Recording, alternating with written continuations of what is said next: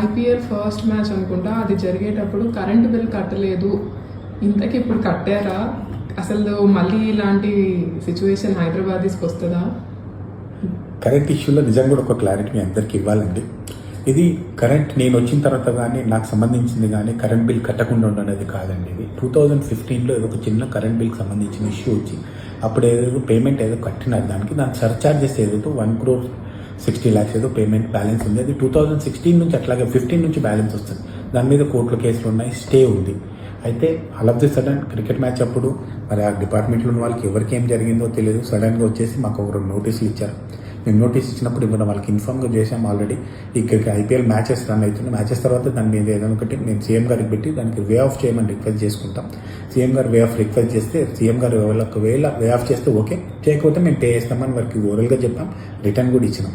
అయినప్పటికీ కూడా సరే కొంతమంది అత్యుత్సాహంతో కావాలని మమ్మల్ని ఇబ్బంది పెట్టాలని ఆ రోజు పవర్ కట్ చేయడం జరిగింది. అంటే పవర్ కట్ చేసిన విషయం సీఎండీకి కానీ అక్కడ ఎండీలకు కానీ ఎవరికి కూడా తెలియదు. మేము వాళ్ళకి చెప్పగానే గవర్నమెంట్ అఫీషియల్స్ కానీ సీఎం ఆఫీస్ కానీ ఇమీడియట్గా రెస్పాండ్ అయ్యి ఇమీడియట్గా మా పవర్ రిస్టోర్ చేసినారు. దాని తర్వాత ఆ సమస్య సానుకూలంగా పరిష్కరించుకున్నాం. పవర్ బిల్ ఇష్యూ ఇప్పుడు లేదు. కాకపోతే ఎవరైతే ఆ రోజు పవర్ కట్ చేసినారో వాళ్ళని ఆల్రెడీ వాళ్ళ మీద ఎంక్వైరీ కమిషన్ వేసినారు. వీళ్ళు అసలు ఆ రోజు పవర్ కట్ చేయడం అనేది చాలా తప్పని గవర్నమెంట్ కానీ సీఎం కానీ అక్కడ ఉన్న సీఎండీ ఎలక్ట్రిసిటీ డిపార్ట్మెంట్ వాళ్ళందరూ కూడా చెప్పినారు. ఇది ఆ రోజు హైదరాబాద్ క్రికెట్ అసోసియేషన్కో లేకపోతే పర్సనల్గా జగన్మోహన్కో ఇబ్బంది జరగలేదండి.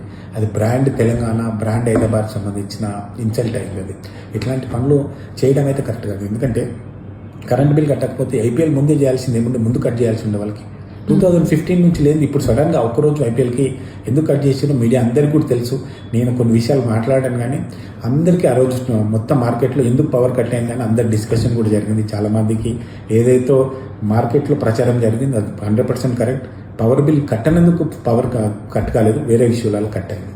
ఇంతకీ పే చేస్తారా? మాట్లాడారా సీఎంతో? ఏంటిది అది?